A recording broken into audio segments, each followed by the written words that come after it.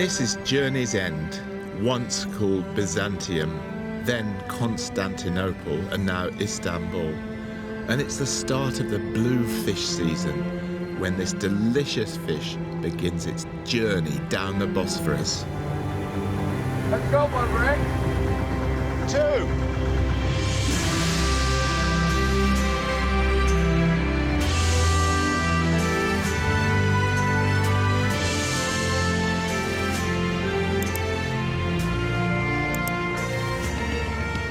What better backdrop could there be than this? The perfect symmetry of the Blue Mosque, and next door, I think the most famous piece of architecture in the world, the Hagia Sophia, the central headquarters of the Byzantine Empire, and one of the reasons I made this journey. Well, that's the 3rd bluefish we caught this morning. I can't wait for my next bite. I've had 2 bites, 2 fish. It's just, I feel so privileged to be out here right in the middle of the Bosphorus between Europe and Asia. And with all these blinking great boats passing, I feel a bit vulnerable, but it's the most sensational feeling. Beautiful morning, light coming up over Topkapi Palace over there. It's just great to be alive.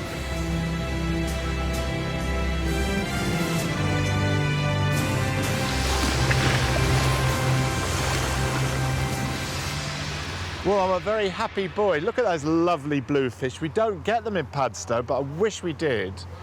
But Mesut, the captain, who steered me through all that really quite nerve-wracking, the waves from the wash of those tankers and the tankers going past like this, he's going to cook a fish stew. Really looking forward to it. I've noticed over the years that fishermen, probably because they usually cook when the boat is bobbing about, put all their ingredients in the pan first before putting it on the heat. It makes a lot of sense when you're at sea. So what Mesut does is to put onions in the bottom of the pan, then he seasons the lovely bluefish just with salt, and he's put a slash in the side to help season it right through. Now, fresh chilies. It must be the right time of the year because they're everywhere. Then he puts in a whole bulb of garlic. We're surrounded by cats. They're all watching, waiting for a taste. I was just thinking, watching, no, we don't like garlic, not too much garlic. He seasons with black pepper, torn parsley, and some lovely ripe tomatoes. Just watching Mesut make this, it's just the most relaxing thing. I mean, this is a proper fisherman making a proper fisherman stew.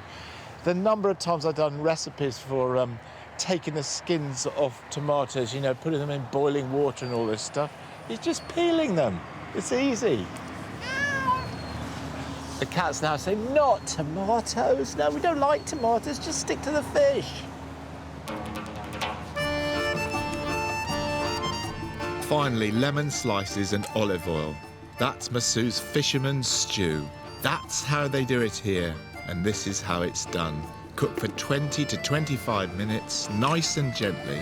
You mustn't overcook the fish. This is smelling so good. I think I've only had a fish stew cooked by a fisherman once before in Spain, so it's a bit of a rare occasion, really. And I'm very much looking forward to trying it. What I really like about this is all that large quantity of green chilies in there. It's going to make it very hot on a slightly brisk morning.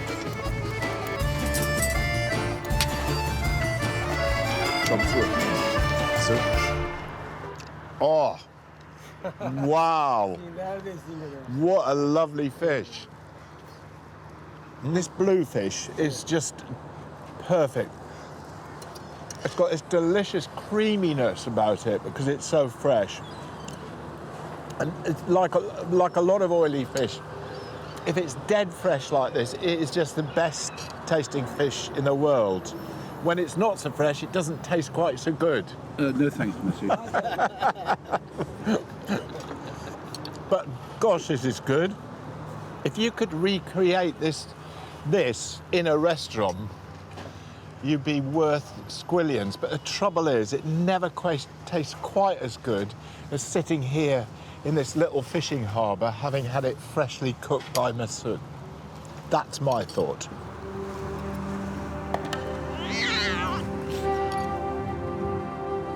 This place is all about trade. In its heyday, it was silk because it was the end of the route from China, and obviously spices from the western shores of India because they were so important, not just for flavouring food, but medicine too. Constantinople, as it was known then, was the jewel in the crown, much envied by the world at large. A bit like Venice, where I started this journey months ago.